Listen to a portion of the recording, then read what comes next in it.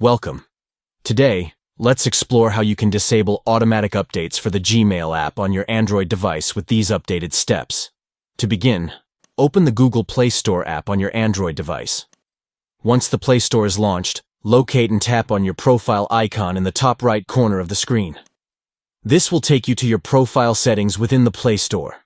Next, within your profile settings, navigate to the Settings option. Tap on Settings to access the various settings available for the Play Store and app management. In the Settings menu, look for and tap on Network Preferences.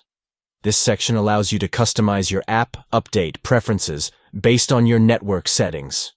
Within Network Preferences, you will find the option to control app updates. Select Don't Auto-Update Apps to disable automatic updates for all apps, including the Gmail app. By following these steps, you can easily disable automatic updates for the Gmail app on your Android device. By turning off auto updates, you have more control over when and how your apps are updated, allowing you to manage your device's resources efficiently. Thank you for watching, and we hope this guide helps you in customizing your app update preferences on the Google Play Store. Keep your apps up to date on your own terms with these simple steps.